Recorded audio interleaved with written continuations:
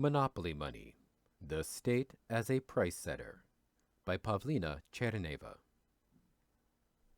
Case 1. Supplementary Assumptions. Number 1.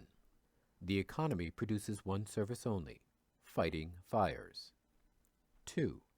The only expenditure of the government is paying wages to the firefighters. 3. HNFA equals 0. Assume that in our model, there is no provision for a government deficit. In other words, the private sector has no desire to net save. 4. T equals $10. Total tax bill for the entire community. 5. Labor is not divisible.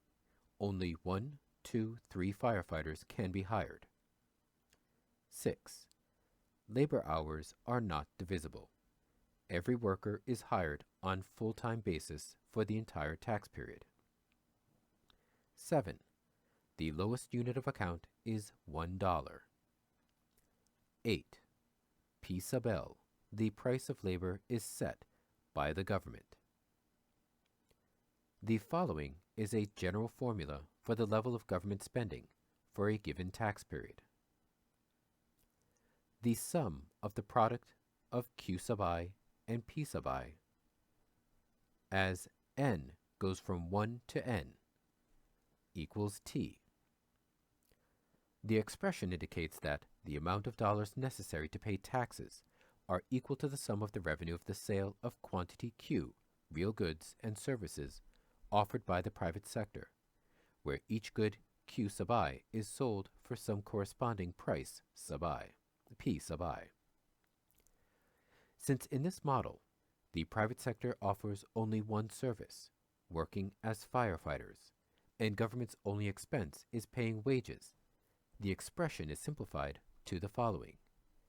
P sub L times Q sub L equals T. From this equation, we can extrapolate that in order to obtain T dollars for taxes, the private sector must sell Q sub L equals T divided by P sub L services to the government. In Figure 1, points A, B, C, and D indicate the quantity of labor, Q sub L, that is transferred from the private sector to the government at a corresponding wage level, P sub L. That is, how many people sell their labor as firefighters at different wages given the aggregate tax obligation, T, of $10. Since labor and wages are not divisible, the graph in Figure 1 consists of specific points as opposed to a continuous curve. For example, the government cannot hire 1.5 firefighters, and, under the initial assumption, it cannot offer $2.5 as a price for labor. Point A indicates that if the government offers $10 per firefighter, only one will be hired. Points B, C, and D show that a wage of $5, $2, and $1 will result in 2, 5, and 10 firefighters, respectively. No other point exists, since HNFA equals 0. The example illustrated in Case 1 establishes the following inverse relationship.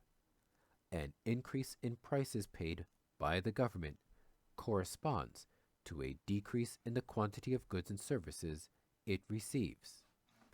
Conversely, higher prices result in fewer goods and services purchased.